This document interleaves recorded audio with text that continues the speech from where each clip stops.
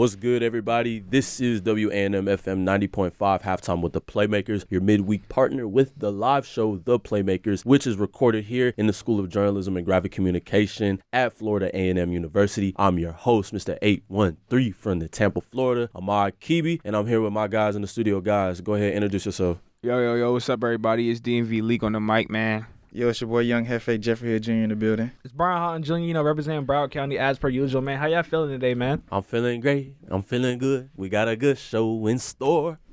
This guy's crazy. They hate me, guys, but it's okay. We got a great show in store for you guys. So without further ado, we're going to jump right into it. This is our series, Who's Next, where we bring on various athletes, sports industry leaders, people that have been retired athletes. We bring them onto our show to talk a little bit about themselves and their upbringing and even just discuss a little bit of sports with us. And today we have Paul Derousselle, NFL agent, up-and-coming sports agent in the sports industry. Paul, what's going on, brother? How are you doing today? What up, man? I'm happy to see you again, bro. It's been, 2 weeks? Yes, it's been 2 weeks, brother. And man, oh man, have I been busy in these 2 weeks. Where y'all meet each other at, Mott? So for those of you who don't know, I was blessed with the opportunity to be a part of the NFL Experiential Program this semester. So I was able to travel to New York to present a case study where we were working on globalizing flag football. And so I met Paul because when I got to the hotel, my room wasn't ready because the insertion coordinator didn't put me and a few other people down. So Paul seen me wearing my Spinksman hoodie, and Paul's a good brother at A5A, you feel me? So he walked up to me and he was like, "What's good, bruh?" And you know, ever since then, we just been kicking it and chilling. He let me put my stuff in his room until I got my room situated. Took me and a couple people out to eat. You know, solid dude from the jump, man. And as I got to know him more, I just realized, like, man, this guy is really him. I'm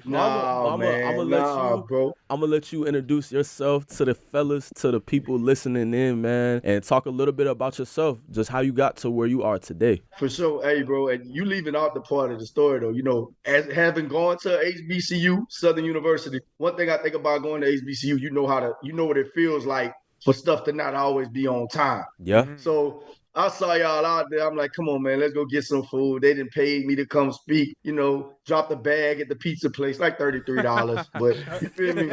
But, you know, I know that feeling and I know what that's like, dog. So that was all of it. I was happy to be able to do that for y'all. But that's love. Just a quick background, man. My name is Paul Derousselle. I'm from Eunice, Louisiana, city, Southwest Louisiana, about 13,000 people. I went to Southern University for undergrad. Two-time, not one-time, two-time SWAC champion. Y'all didn't know. I know I look like a big one guard or a slot receiver, but I actually played tennis in college. Jeez. We was out. Yeah. We were in those trenches. That's what's up. Shout out to all my teammates. But then I went on to Southern University Law Center, graduated Law Center, magna cum laude or whatever, you know, put up a few numbers. Went on, worked at Wild Guy Charlotte Mangy's, a big firm, for about the initial first 4 or 5 years of my career. Transitioned, did some work with City of Dallas Attorney's Office, worked with Durant and Carthon. Still practice law here and there, you know, when I'm not trying to elevate the agency. Got in the sports agency about 2012, 2013, man. And, you know, I know you got some follow-up questions that's going to come from that, but that's pretty much it, man. I'm a father. I got an 11-year-old, Alana Bliss. That's my baby. If this was live, she'd be in the comments. She been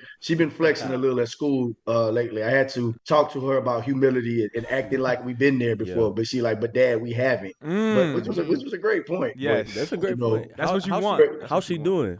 She there with you? No, she's actually doing what's called LEAP testing right now. Okay. So she in school right now, but man, she doing great, man. And to know that as a dad, you probably seen on my Instagram, that's my twin. Yes, sir. But, you know, for her to see me start to kind of elevate, and she's been there with me so long through all the battles, through all the adversity, to see her proud of me, man, that meant more to me than any of the retweets, honestly. Like when your kid will tell you they proud of you, dog, it hit way different. I'm knowing. So, Paul, I just want to kind of kick it off by just, you know, addressing the elephant in the room, man. So just walk us through how the deal with the Titans D tackle got done. Just walk us through. It was a contract extension, 4 years, about roughly $94 million. Just kind of talk about what that experience was like. What it was like just working not only with him, negotiating with the Titans organization, and then, you know, what helped you overpass that obstacle to get that deal done? Man, that's a good question, bro. So, man, going into the deal, bro, you know, for those who don't know, Jeffery Simmons, two-time Pro Bowler, All-Pro, two-time second team All-Pro defensive tackle, one of the best football players in the business, bro. Top two, I don't buy that. You know, bro is different. But so honestly, man, I had been talking to the Titans before the season started, and the Titans fired their general manager like week 10 or 11, bro. So me and the previous general manager, we had kind of been talking about the frameworks of what a deal was going to look like. We were going to try to get it done early, as soon as the season was over. Titans don't traditionally negotiate in season. So once we knew they wasn't trying to pay us before year 4 started, we just like, all right, bro, we're going to just play ball and we're going to make it happen. So they fired the GM. So the whole end of the season, there is no GM. There's nobody to talk to. So I get an alert on my phone, said the new general manager, Rand Carthon. So I looked him up, first black general manager in Titans history. Brother of Phi Beta Sigma, shout out to them boys. He's a Florida guy too. So he's from Florida, played in the league for a while. So he got hired like on a Tuesday. He had texted me by Thursday. He like, hey bro, what's up, man? This is Rand. So we start talking, you know, he like, Jeffrey is a big priority. Let's get this done. So in my mind, I'm like, okay, that's cool. You can want to get stuff done all you want, but the way you show me you love me is how you gonna pay me. So Rand and they sent their first offer at the Pro Bowl, bro. I was at the Pro Bowl, and I could tell y'all since y'all family. The first offer, it was cool. It was a 5-year deal. Like most younger agents would have seen that and been like, let's ride. Oh yeah, I'm out here. And what I've learned that when people know that you haven't done a deal on this level, it's kind of like being a young cornerback in the game. When they see you the first, what they gonna do? They gonna test you the whole game. Yeah, they out here, you know, they hit me with double moves, and so when that first offer came while we at the Pro Bowl, I'm like, Jeff, this ain't it, dog. And like, buckle up, this is gonna be a ride. But the first offer was respectful. It wasn't like 13 million. It was a good number. So, you know, we just kept working at it, man. Me and Rand, bro, if you read anything about him, he's a dope guy, but you understand why he's elevated at 42 years old already to be a GM. So me and Rand went back and forth, man, a lot of texting, a lot of talking, back and forth. My ultimate goal was to get it to a 4-year deal. So what you don't know, like as an agent, one of the first things you want to get is a term. They were at 5, I wanted 4. And I wanted to be at 4 because I feel like in 3-4 years, Jeff is going to be in his Aaron Donald era. And I didn't want us to be locked in for too long with the salary cap set to explode, all these things happening. I wanted to be right at that market at about 29 as the Titans were going into a new stadium. If you're going to build a new stadium, you got to bring your best player with you. So all of these are going through my mind, bro, factoring in what the market is doing, and all this is going into it, man. And the biggest leap we made in the negotiation, man, I was out there in April, like April 1st. I went to church, Mount Zion. And the title of the sermon was Promise, God's Promise and His Process. And then me and Rand at that point, bro, we kind of were at a stalemate in negotiations. There's going to come a point in negotiations where, look, they not moving. We not moving. Y'all know that meme with Puff and the other dude looking at each other? Yeah. And they just, like, that's where we were. Yeah. And, man, I'm sitting in church, and I text Rand. I said, hey, bro, I'm flying out to New York in a little bit. This is the day before I met you. Yeah. I said, hey, bro, I Googled, I said, man, I'm 7 minutes away from the facilities. I'm pulling up on you. I pulled up to the Titans facility after church with all my bags. We put the deal on the screen, and we just got active. I said, bro, we can get this done in a week. If you're incentivized and I'm incentivized, I said, bro, let's let this ego go. I said, you a new GM. I'm a young agent. So we both trying to hold our, you know. Right. And he saw what we did, bro. And about a week later, I gave him the call. Good Friday, Jeff was on vacation. He announced it, and ain't nothing. It's like the Drake album. Nothing was the same, bro. Yeah, nothing. So I was just happy to help him to play a small role in a big deal, bro. That's amazing. And so what was that experience working with the new GM? Because you both are fairly young in your respective areas. So what was that process like when you guys decided, when you pulled up to the Titans facility and you just decided to, like, hey, let's just put our differences aside. Let's get to work. Let's get this deal done. What was that experience like? I think, man, it was just we both had the same goal. Right? And when two people had the same goal, and it never got disrespectful.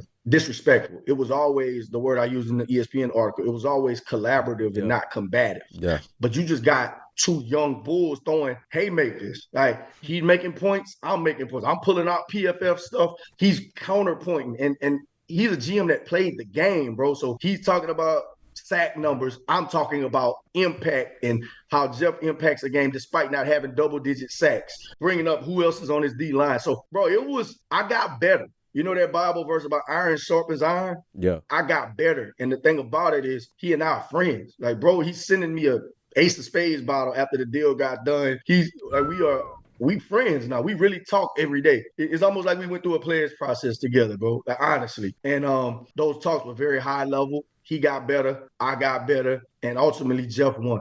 And the organization won. It's one of those rare deals where everybody walks away like, all right, I could have got more, but it's a good deal. And we'll see him again. We'll be back at the table in a couple of years. And I told Rand, I said, next time it ain't going to be all of this. It's just going to be a blank check. That's right. That's what's up, man. Hey, what's up, Paul? It's Malik. So I have one question for you. Coming from an HBCU, there's a lot of kids our age that look at you and look at you as an inspiration. So what's one piece of advice you would give to a college student who dreams to be an NFL agent, NBA agent someday? I would tell them the first thing, bro, if you ain't got the heart for it, don't try it at home. Because, sometimes a lot of people think they want to be an agent, right? Just because, you see Nicole Lynn, you see Rich Paul, you see the lifestyle. But what you don't see behind the curtain is all the body blows you're going to take, all the adversity, the amount of money that is going to take up front or either borrowing. Like people only see your highlights that you scored 30 points. They don't see all the shots you miss and how hard it is, man. So the first thing I would say is to take a deep look at yourself and see if you really want to do this, because it's not easy at all. It's doable, but it's not easy. Second thing I would say is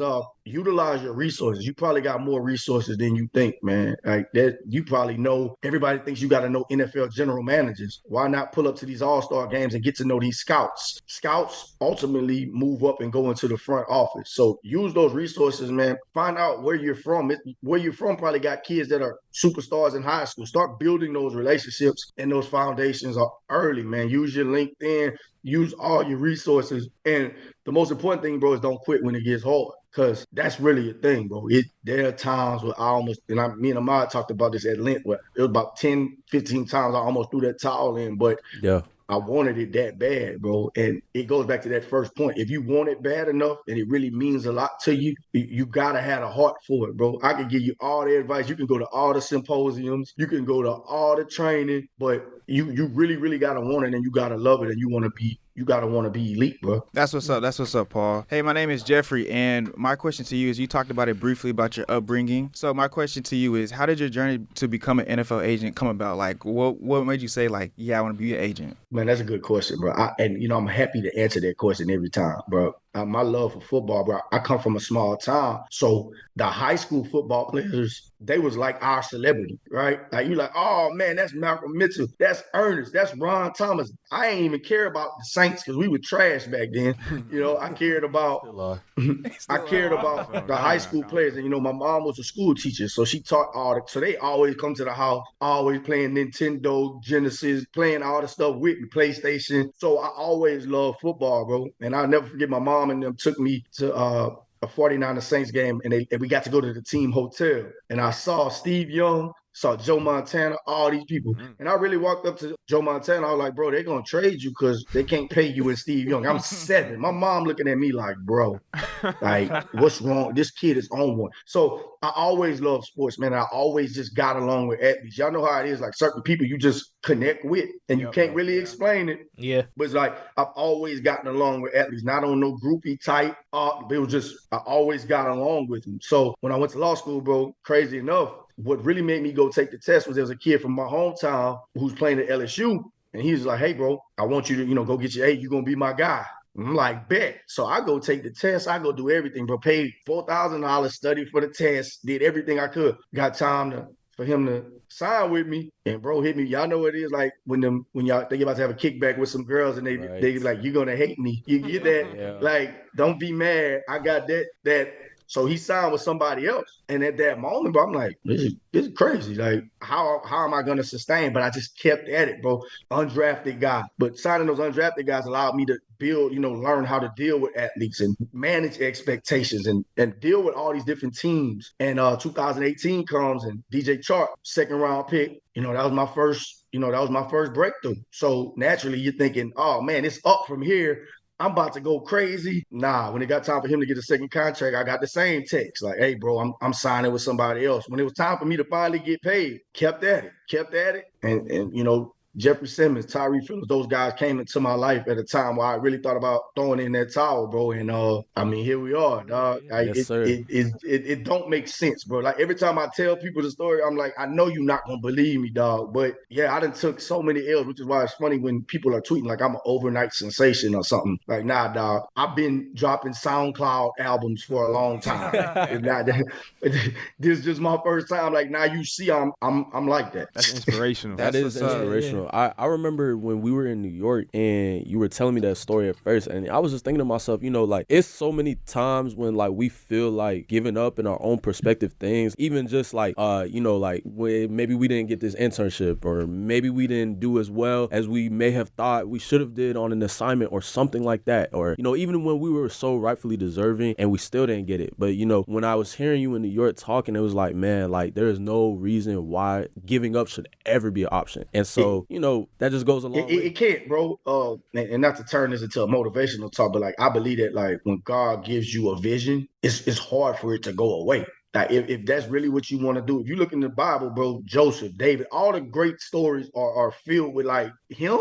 You know what I mean? So I just developed the mantra, why not me? Like I'm built like that. I think all the greats got to be delusional. You got to pull up from 30 on a heat check. My life is one big heat check, dog. Real talk. Like my life is one big, I'm pulling up from 40. Yes, to think that I had an opportunity to represent Jeffery Simmons when every agent in the world was calling him, that's just me pulling up from 30. Hey, if I make it, I make it. If I don't, I don't. And like I told y'all in New York, bro, you could talk all that, talk about how you work and how you him. When it's time to be him, you better be ready.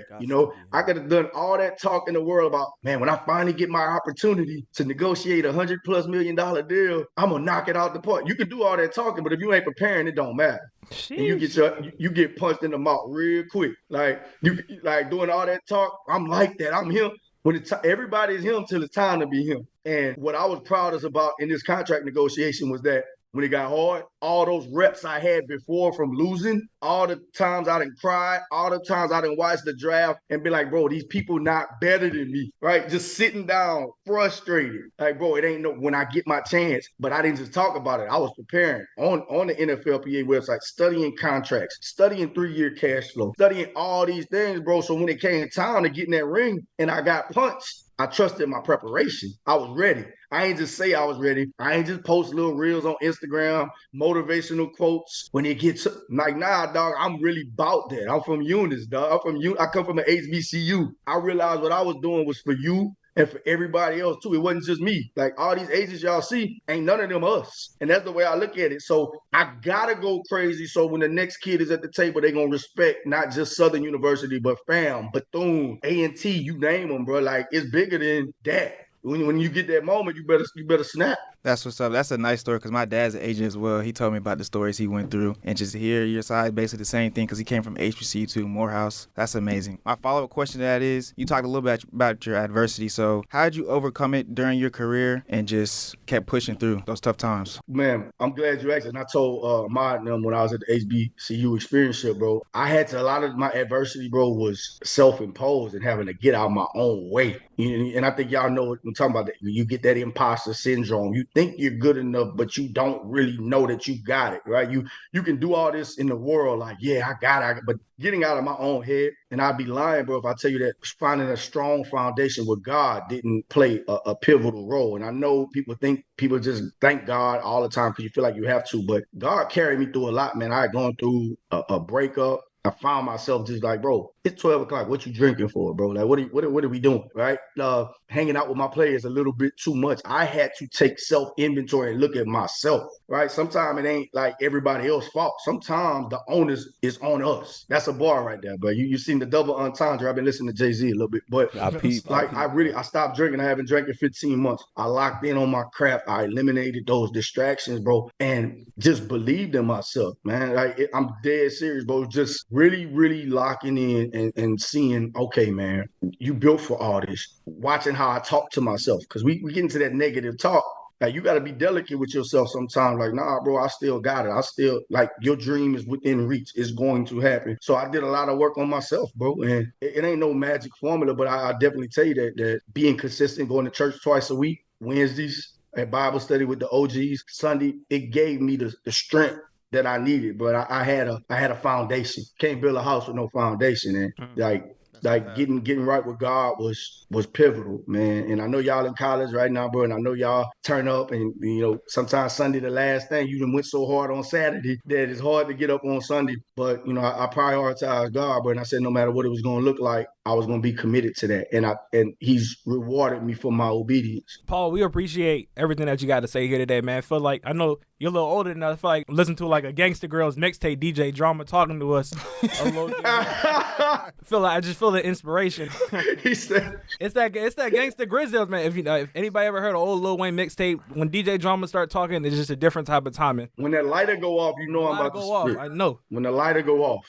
So we hear all the time about, these athletes having big contract negotiations, or they're in negotiation with teams and everything like that. Could you tell at least what a casual fan, what it's like going through negotiation processes with teams and players and stuff like that? No, that's a good question, bro. I think as an agent, the first thing you absolutely have to do is manage expectations, right? That's the first thing, because you got all these people in the world saying what they think a player gonna get. You and the player have to have an internal discussion and like, hey, bro, this is our floor. We're not moving off this number, right? And once you set that and you start having the conversation about average annual value, signing bonus, all those things, you're going to have those internal conversations before you do anything with you and your player, because a lot of agents fail in that they mismanage expectations. That's why you see an agent get fired. Man, my agent said I was getting 28. You got to have that relationship with your client where you can have a real life conversation. Like, say, bro, this is what we're looking at. So the internal dialogue starts first. Then it's going to get more external. So generally a team will send an offer. Bro, and I ain't going to lie to y'all. I can tell y'all this. I know I just gave y'all the Gangsta Grill talk. You can talk about how you ready. What Mike Tyson got a quote. What'd he say? Everybody got a plan until they get punched in the mouth. Yeah. The team generally sends an offer first. They'll send an offer. It's like on an Excel sheet with average annual value, cumulative. Like, they send it. They'll send their first offer. So what happens is they send that offer first. And generally, it's like when a girl first texts you, but you don't want to hit them right back. I had to leave. You have to leave them. You got to leave them. Yeah. You know what I'm saying? You got to give them a little bit of time. Yeah, bro. Hey, I know I'm a little older than y'all, but I'm I still know the game. I just sit in the press box. You still pee, brother. Still pee. Yeah, I'd still give you 8 and 8 off the bench like Haslam. But so they'll send an offer, and you generally, so normally there's a general manager, there's a salary cap analyst who's called the cap guy. The cap guy is like the numbers, like the guy with the numbers, he know everything. He like, well, he's normally a guy like that, a real straight-laced guy, shirt's probably tucked in. Shout out to my dog, Vin Marino. He a real one, though. So I waited about a week, sent them an offer back. So your offer and your counter. Generally, your counter, you're going to come back in high. I ain't going to tell y'all what my counter offer was, but Rand, the GM for the Titans, like, bro, you crazy. He told me that. He like, bro, come on, dog. Like, really? But generally, you can tell where they're at. Like, there's a term called batting. Like, when they're at a place, you're at a place, you can kind of see where there's a middle ground to meet. So there's going to be about 4, 5, 6 counters back and forth. Then there's going to be phone conversations. And then, they're bringing up their points. You're bringing up your points, man. But ultimately, in Jeff's situation, they still had the 5th-year option on him, and they could have franchise tagged him. So, you've explained all that to your client of what can happen. So they kind of had the upper hand in the negotiation. So we just kind of had to try to mitigate all that and get to a place where our priority was always guaranteed money. And if you check those numbers, we got 70.3% guaranteed money, which is was the highest in franchise history, second in defensive tackle history. So it goes back to like realizing your priorities, understanding you're not going to win everything. I wanted to win on term, which is the 4 years, and we wanted to win on guaranteed money. They probably won. If you ask them in their little room, we got it on per average annual value. We got them at 23.5. They didn't want to get to 25. So they got to win. We got to win. Everybody wins to a certain extent, but that's how it goes, bro. It's going to be contentious at times, but I believe in negotiating respectfully. As Amaya tell you, I was in the middle of finishing this deal when I was up there with them in New York. Yeah. And, I tried my best to do a good job speaking. Fam, y'all should book me. But I tried my best to compartmentalize all that, man, while we were going through it. But ultimately, man, we got it done. And I think the best way, sometimes you see a lot of agents in the media, they they holding out. I didn't want to do all that, bro. I just wanted to have good, clean negotiations, bro. It ain't got to be all that. We keep it in-house. It's family business. Yeah. And how do you feel about players such as like a Lamar Jackson? We know what he's going on with his deal. How do you feel about like players representing themselves in these terms of like contract negotiation times? I might be in the rarity of agents that I'm all about player empowerment, bro. Like I think Jeff could probably almost negotiate his own next third contract because I taught him so much, like throughout the process. Like I didn't hide the ball from him at all. I think as an agent, your goal should be to empower your player and teach them so much that they know the ins and outs of what's going on with their business. And that's what our group, Walking Business Sports Group, is predicated on. We want you to understand your business. Like a lot of times these players just ask my agent.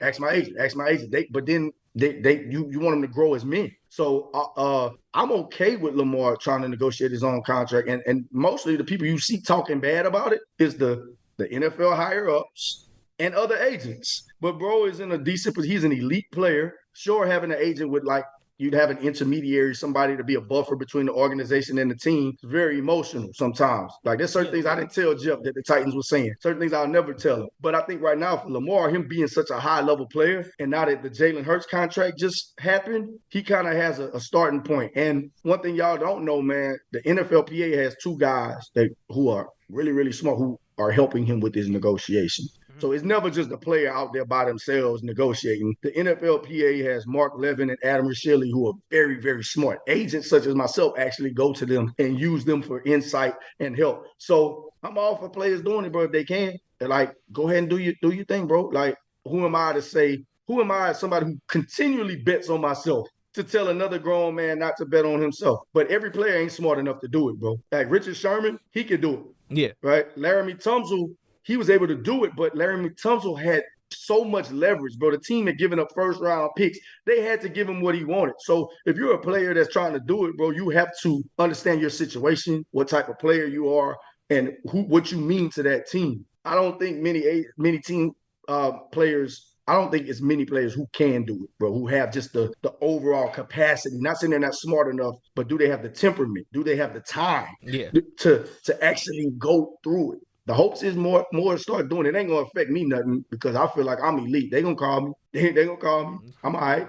Oh, that's right. Yes, sir. Y'all boys got any more questions? I think me, this is a gangster. Hey, bro, you ain't gotta rush, bro. I'm cool.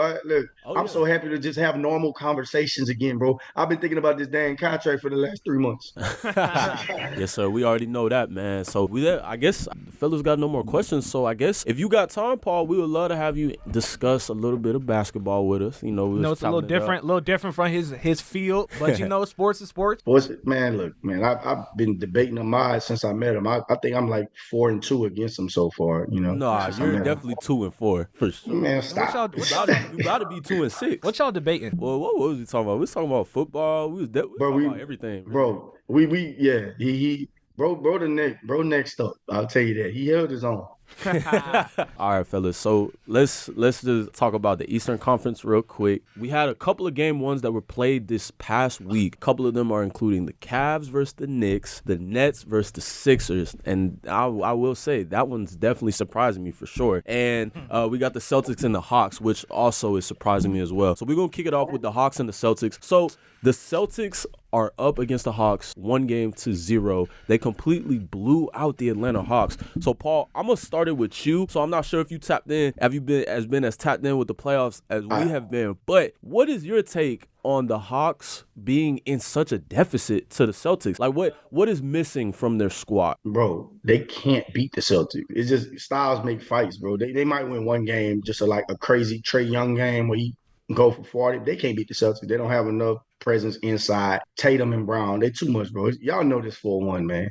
Y'all maybe a gentleman's sweep. That's a sweep. Nah, it's a sweep. I don't see it at all. sweep. Like you said, styles make fights. I think Celtics got too much firepower. Whereas when we look at the Atlanta Hawks, a lot of the problems has been Trae Young or nothing. And so when they went and got DeJounte Murray, it was kind of expected to get that second ball handler to take the ball out of his hand and create more offense for everybody else. But when you play with the Boston Celtics, you got to deal with Jason Tatum, Jaylen Brown, Derek White, Marcus Smart, Malcolm Brogdon. Like, you have way too many weapons over there for the Atlanta Hawks to be able to keep up. So I agree with you. It's going to be a sweep. They can't defend. It's just straight up. They can't defend. They don't have depth. It's bad. I also think the Hawks, they're just really young. Like, the Celtics are young too, but the Celtics have experience. Yeah, like they went to the finals last year. Fact. The Hawks, they just straight young.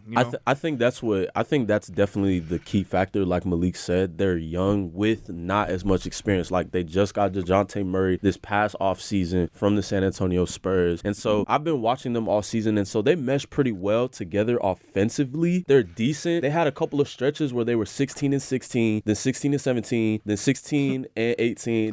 Then they were battling like right below 500 to right above 500 all season long. And so I was just thinking to myself, like, what's the problem with this team? And honestly, it's their defense and their inexperience just playing at a high level in the playoffs. You know what I mean? Because you take DeJounte Murray, you take Trae Young. Those are two guys that are primarily known for their offensive style of play, right? DeJounte's known for defense too, but what defense is DeJounte can't play defense. DeJounte can defend. He can defend. I saw game one and he wasn't playing I think the nothing. biggest thing with the Atlanta Hawks, if they ever want to take that next step, is they got to see Trae Young be more off ball. Like, Trae Young, we kind of expected Trae Young to be like a Stephen Curry in terms of how he plays off ball, but like, it's hard to be a Stephen Curry for a reason. And like, we haven't seen, too many times we see on offense, he kind of just stands at the wing or he stands in the corner and just let DeJounte Murray do his thing instead of trying to move around and be more mobile and kind of be that sniper from anywhere on the court just running around. Yeah, to add on to that, they don't have no second action, just more dribble handoff, all right, ISO. Dribble handoff, pick and roll. Like, there's no second actions, no exchange, no nothing. Nah, you right. Them boys. And I think that they made the Eastern Conference Finals like 2 years ago, right? I think 2 or 3. It was like, but it was a fluke. I think it was a I'm not gonna say it's a fluke. But I'm saying, you say they don't have, like, I think Trae Young, bro, is, he got to take that next step. And we've been waiting.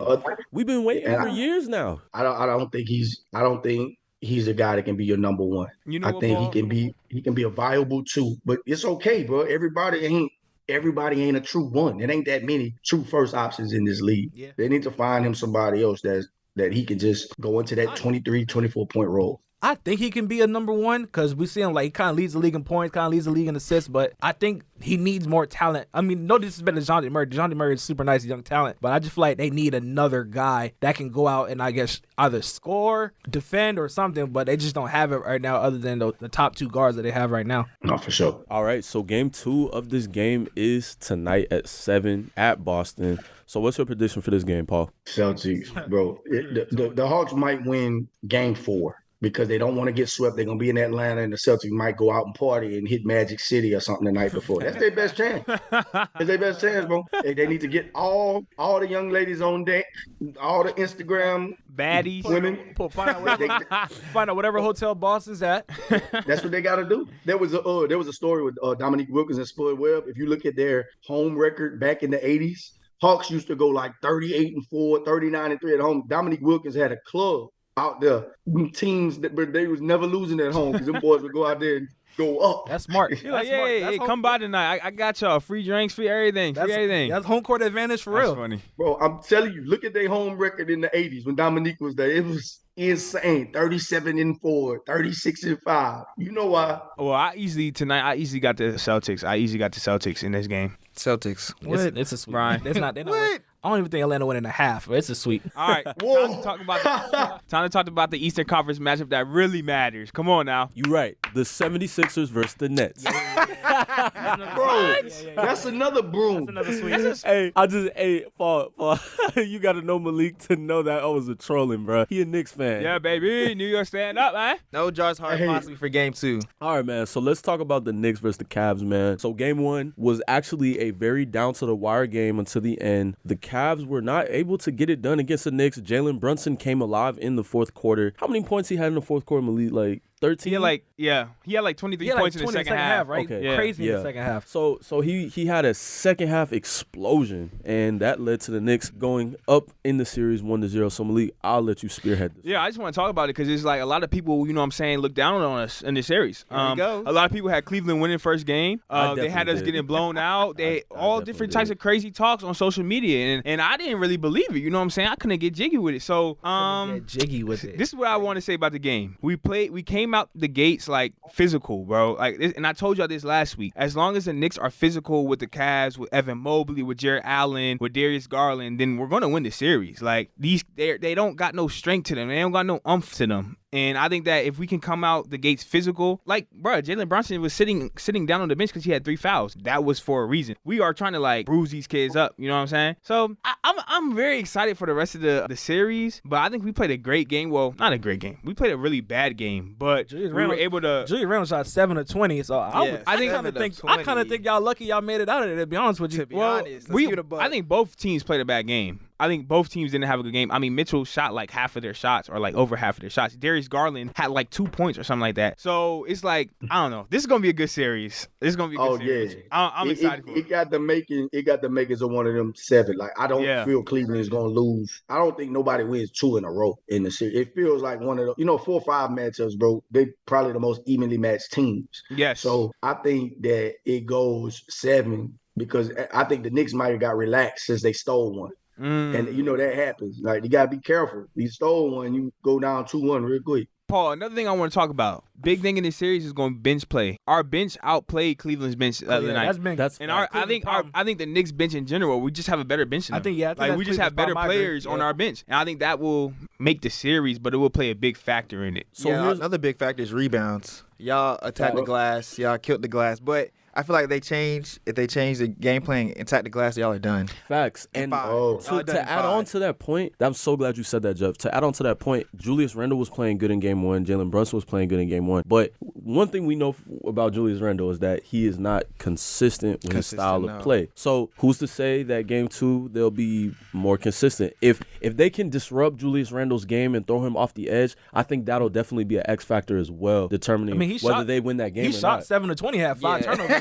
So like he didn't play a good game as far like by we've seen him do so far in like this season. Really, the hero is Jalen Brunson. Like y'all signing Jalen Brunson in the offseason kind of saved New York. If I'm being honest with you. No, Josh Hart too. Oh, Josh Hart. No, but I see what you mean, Brian. Like, but Jalen Brunson is heaven sent for New York fans right now. And honestly, was Donovan Mitchell guarding Jalen Brunson in game 1? Sometimes they were guarding each other a lot. They was targeting him. I think that Donovan Mitchell needs to play better defense on Jalen Brunson if they're gonna have a chance to stop him. And I don't think anyone else, maybe Darius Garland, but I don't think anyone else should be guarding Jalen Brunson. See, the problem with it is everybody was guarding Jalen Brunson on Monday. And he was cooking everybody. Center, point guard, shooting guard. It don't matter. You was getting cooked. So they have to be stout. They have to just be disciplined on defense. That's the key for the Cavaliers to get this win tonight. Paul, what are your remaining thoughts?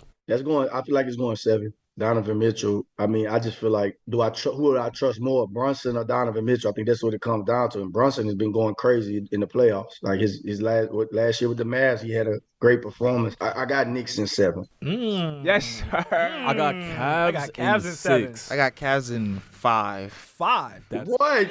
They crazy over here, Paul. They hating, man. They hating, Paul. Look, I'm giving the Knicks a little bit of respect. I got Cavs in 6. Bro, but what nobody's mentioned is that the Knicks have a proven coach too in Thibodeau. I'm from Louisiana. It's supposed to be Thibodeau. I don't know why you say his name like that, but Thibodeau. I think it matters, but if it comes down to that, bro isn't a proven coach too. Bickerstaff's a good coach too. But I would say Thibodeau Bickerstaff ain't more proven than Thibodeau. Well, no, not proven. I'm not saying proven, but he's good as well. Yeah, that's a solid coach. Yeah, I think Thibodeau has his good days and his bad days. As a Knicks fan, I'm just gonna have to keep it a band. Like sometimes he does have the tendency to like overplay the players. You know what I'm saying? And not like give certain players certain rest at certain times. But what did really surprise me is he was doing very good with the rotations on Monday. And if he can keep that up, then yes, Yes, you're right. That was just for one I agree game. with That's you, a Paul. one-game rent. He said 5. Bro said 5. Five Bro. is Like, yes. I would love to give you my Cash App right now. We can bet on that. So Don't worry, I'll give it to mine for him. You know what I'm saying? And we could do it. You know what I'm saying? It's like both hours. You know what I'm saying? We can just split it like both hours. All right, fellas. Yeah, we're gonna head on over out west, man. So we're gonna jump into the series that really has been shaking up a lot of ears, which is this Clippers and Phoenix Suns series. Bro, let me tell you about Russ. Bro, stop playing with Russ. You know, I'm a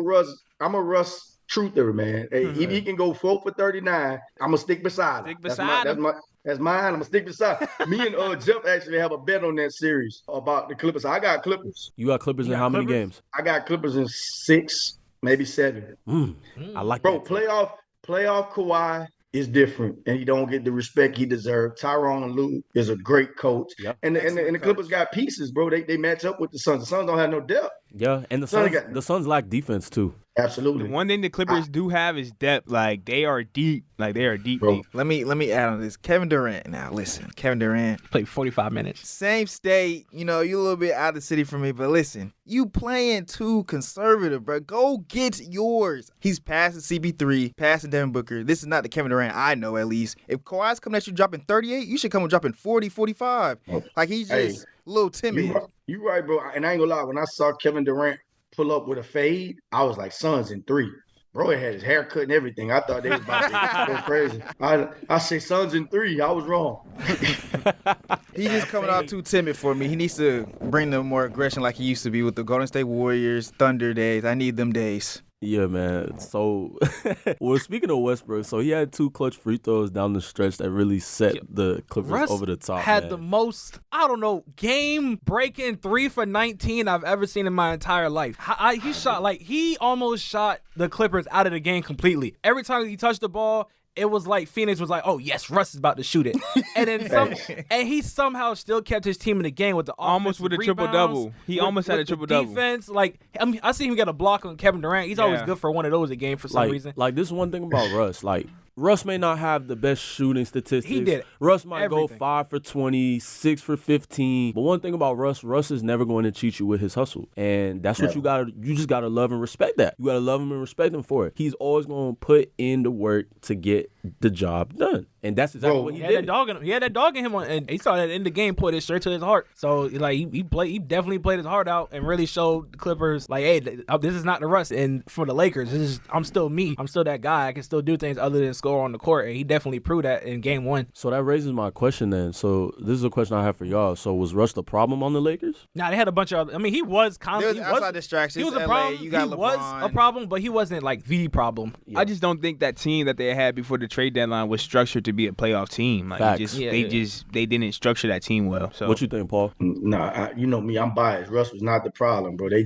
like, you look at those pieces, they like adding the Ra, adding that guy, and it just fit better with LeBron. It wasn't Russ never was gonna work with LeBron. He can't shoot. LeBron needs shooters around him to succeed. I don't know what they was thinking. Russ, I shoot better than Russ.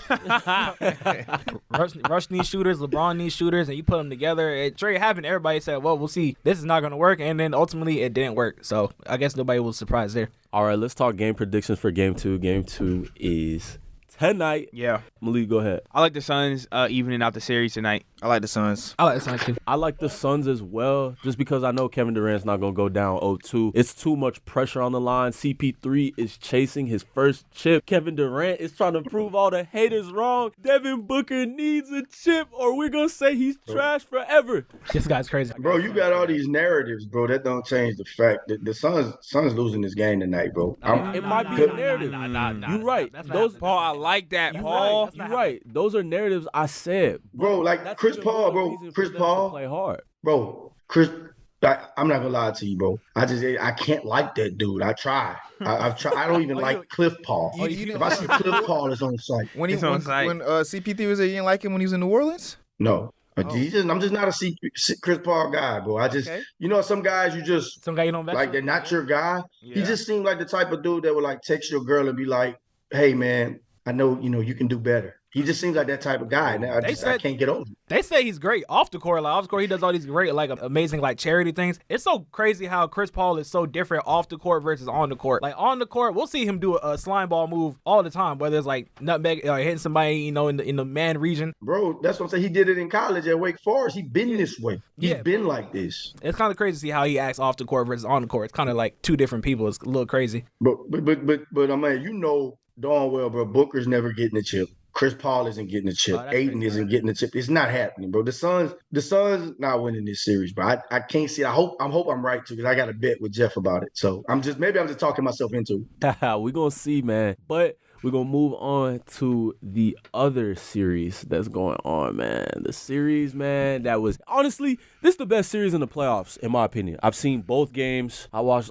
both games. They both went down to the wire, but I'm a little bit concerned, man. Like, first we talking about, for those of you who don't know, we talking about the Warriors-Kings series. But my concern is not about the Kings at all. In the first two games, the Kings have been lighting the Warriors up. But my concern is, and I guess I'll just open the question up, what can the Warriors do to stop the offensive firepower of the Kings? There's a lot, bro. They can't do nothing, bro. No. There's a lot. What can they do? They can. They throw a lot of things, like they do DHO, side ball screens, step up screens, high ball screens, and then when they get paint touches, it's like second actions are coming. Somebody's cutting, somebody's exchanging. It's like all those rotations. The Warriors got to figure it out. They gotta. I don't know. I feel like Kings offense is too much. Like you said, like they do so much off the ball movement, so many switches, so many distraction plays where it's gonna completely mess up the Warriors defense. And like we see them scramble to like try to keep up. Like without Draymond on the court, they scramble to try to keep up on defense. I don't think like they can draft Hakeem Olajuwon, I guess. So I don't really think there's too much that the Warriors kind of do. My only suggestion is limit the paint touches. That's it. After that, that's the only thing I can say. And another thing, but they can start by not turning the ball over so much. Like, game two, like bro, you turn the ball over like that, you giving them boys permission. The Warriors, the Warriors average 16 turnovers a game. Kings play way too fast for you to be turning the ball over. Tempo is high, bro. How y'all feel about, like, me as a hooper, as a former hooper? Something about an NBA team running a boxing one just is against the, like, bro, I hate that about what the Kings are doing. I know, bro, we grown men now, bro. Like, come on, man. You in the league. We playing a boxing one on Steph Curry. They treating this man like he a Davidson again. Like, and to have Klay Thompson there, too, playing a boxing one. Okay, like, before a boxing one to successfully work, your defender has to, like, be a dog. Yes. And they have that. So, I mean, I'm not mad at it, Paul. I ain't gonna lie. If they winning, I ain't mad at it. Bro, that just defeats the integrity of the game. You couldn't play a boxing one on Jordan because of the rules back in the day. Like, come on, man. Like, boxing one, we grown men here, bro. You got to grow up. But nobody want to see Steph Curry get a boxing one played on. Yeah. Like, I get it. You play to win the game. But we got to go to the competition committee and talk about this. Because, nah, bro. We really need to go to the refs, man, because some of these calls in that game, missed a double. They missed a double by Klay Thompson. I was like, oh, wow. Horrible. They let Draymond Green beat up Sabonis out here. It's looking crazy. It is crazy. Yo, let's talk about that. Let's talk about it. We were talking about this before we on camera. Let's talk about it. Paul, this gonna get shiesty, brother, because we got me and Jeff that feel one way, and we got Malik and Brian that feel another way. Draymond. Hey, I love it. I feel at home. But I'm telling you, I'm coming to fam. I will be there. In my blue and gold. I'll be there. Whoa, no. No, wrong colors. Wrong colors now. You're going to be wearing that orange and green now. Don't worry. I'm going to get you some gear. I'm going to get you some gear, brother. Well, let's talk about it. So here's our standpoint, right? So, actually, did you watch Game 2 last night? Bro, first of all, y'all just said I'm getting old. Uncle sleep. I fell asleep the last 2 minutes. But I watched enough of the game to understand the flow. And I know what you about to talk about, the Sabonis Draymond. Yes. So for those of you listening in who don't know what happened, so last night during Game 2, it was about maybe like the second half of the game. So this was like last 7 minutes of the game. Yeah, it was go time essentially. It was go time. So the Warriors are inbounding the ball. They're trying to push down. They had numbers. They were on a fast break. So on the other end of the floor, you see Sabonis and Draymond getting into it, getting a little tangled up. So Sabonis actually grabs Draymond's leg, and then Draymond, I'm sure Mario jumps off of the grown man's chest. And so given that happened, Draymond was given a flagrant two, so he was ejected from the game, and so that ultimately led to the Kings' victory. So this is my stance on it, and this is Jeff's stance on it as well. So my stance on it is, okay, I hear that he kicked him, he stepped on him, his chest or whatever, right? So this is my thing. None of that would have happened if Sabonis wasn't grabbing his leg. And he wasn't just grabbing his leg with one hand or one arm. It was open and blatant, like, hey, I'm trying to deliberately stop you from going up the court on a fast break play in a playoff game, a high intensity game when both teams they already don't like each other, So this is my thing. Everything in life, most things in life are a cause and effect. Because you did this, you're going to have a certain effect on this. Because he wrapped his leg around because he wrapped himself around Draymond's leg, Draymond felt a type of way and said, get off me. And me, I love it. That's playoff basketball right there. Ain't no playoff basketball, That's how they used to play. That's Stone Cold Steve Austin. Bro, back in the day, it would take a whole bunch of guys literally in a mob just punching each other in the face for somebody to get ejected. Yeah, and nowadays, all you have to do is blow in someone's face to get ejected nowadays. Yeah, to add on your thing, if somebody's grabbing my leg, no, that's off limits. Like, he said I'm trying to protect my face. You can rough me up, you can bump into me, like that's part of the game. But when you go for my legs, like especially my ankle, knee, or anything, nah, like below the waist, that's dead. Like it's up. So I'm not going for that. I'm sorry. You're gonna how much Draymond weigh? 220? No. That's the common rule, bro. You don't go for nobody under the legs. That's the common rule. That's like what Grayson Allen does. People go at Grayson Allen because he goes for people under his legs. That's dead. Okay, that's dead. All right, I'm sorry. I think that like for the NBA, like Sabonis is that type of player. If that makes sense, like if he sees somebody going to a fast break, he's gonna try to like do something to stop them. And he's gonna be like, oh yeah, that's my fault. Like I did that. But that's lame. But I think that yesterday, him grabbing with two hands, like holding on to him, that was weird. I feel like he was covering his face. He was what? Draymond completely stepping over him. Draymond stepping over him. He's stepping over him. I mean, you gotta think about that. Trying to grab. Imagine the size, whatever Draymond wears, stomping over you all game. Sabonis ends up on the floor a lot. I can see where Brian is coming from. He was trying to I can see if he's trying to protect himself. Remember now? How he got both his hands, bro? To protect your face, you have to put both your arms in front of your face, not on the ankle. I would have bought that Brian just said if he had one arm, maybe one arm, one hand. The other hand was on his face. What are we talking about? The other arm is on his face. We have footage. You know that, right? It's 2023. Yes. We have footage. I'm gonna pull it up right now. What? Because to say that he was covering his face, are you kidding me, Brian?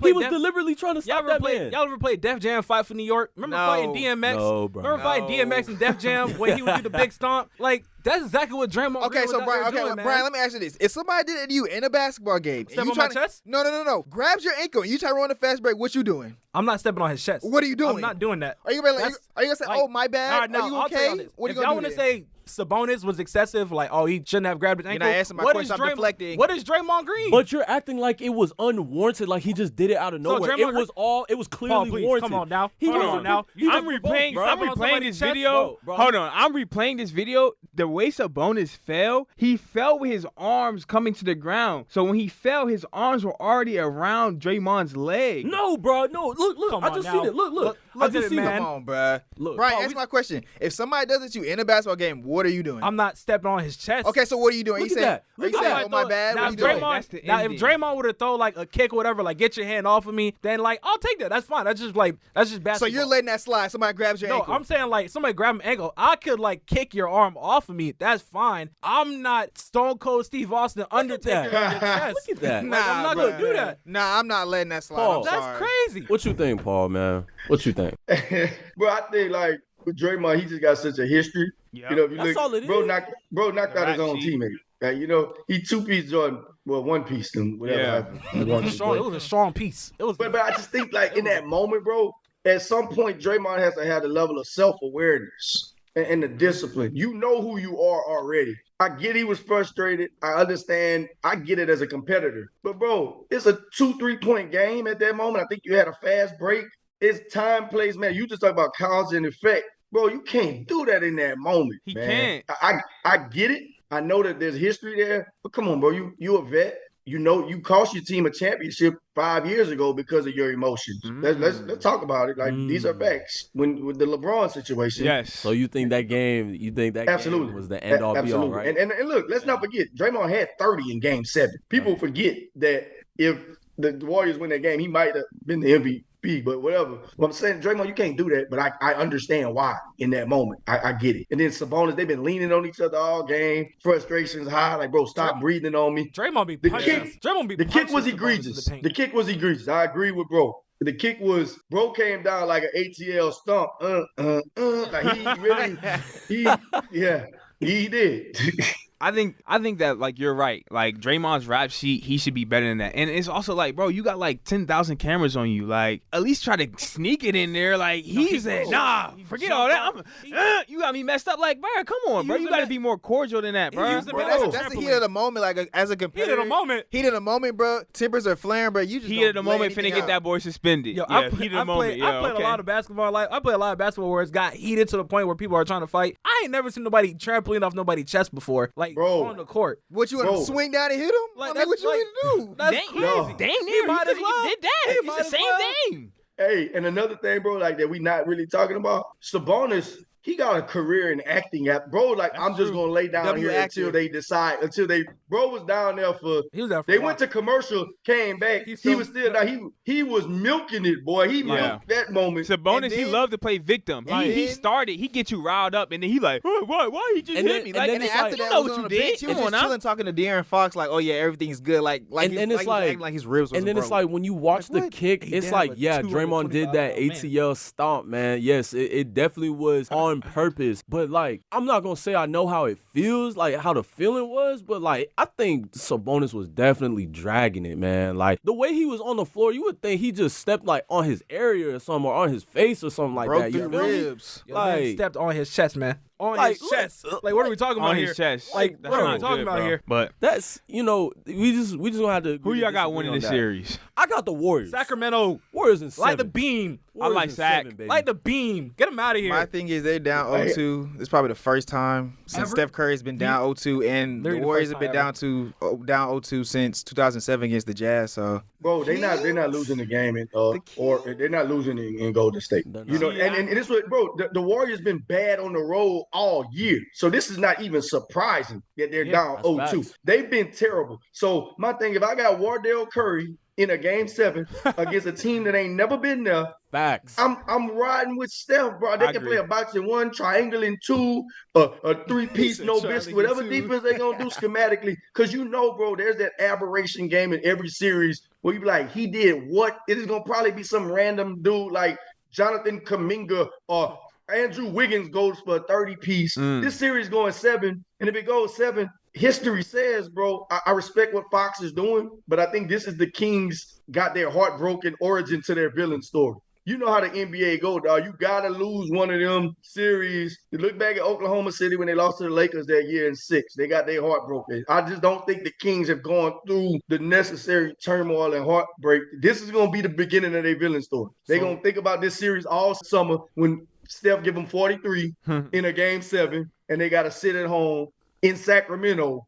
All summer watching the playoffs. Which, by the way, Sacramento does have the second best road record in the Western Conference. They won 23. That's a great point, dog. This was around the horn. That was a great point. I didn't know that. 23 games on the road, second best in the Western Conference. So it's like I have them winning one of these games. Another thing is Golden State, Sacramento and Golden State. They're very close. Facts. Them fans can't travel if they want to. They're about like an hour and a half. They're not getting no tickets, bro. Them San Fran tickets too much. San Fran tickets too high. You in the Bay Area? You sell your house to get a San Fran ticket. I mean, the Kings tickets was we'll talk about this. Kings had the highest playoff ticket this playoffs. Actually, their game 1 ticket was the highest ticket of any team. They ain't been to the playoffs in like 16 years. Bro, we all know that if the Kings are going to win this series, they better do it in 6. No, it's happening. They better do it in 6. I think they should do it. It can't go to 7. After yesterday, I'm not gonna lie. After yesterday, I kind of got to go in 5. Sacramento in 5. Whoa. Sacramento in 5. See, I'm not saying that. Sacramento in 5. Anyway, on that note, last question. Bro said 5? 5. I've seen enough. Brian be saying the most egregious things on the show sometimes. 5? We just ignore it sometimes. Did you tell Paul about who you think is better, Draymond Green or Charles Barkley? Who you think is better, Paul? Who's better? This is a conversation. Thank you. Thank Thank you. That's all. That's it. That's all we need to hear. It's That's not. all we need to hear. Okay, that was a bad take on me. Yeah. Bro, hey, we gonna have to talk. Hey, Yeah. we have to have an offline. I'm gonna Big hit your brother phone. talk about that. I'm gonna hit your phone, That's all we bro. need to hear. Thank you.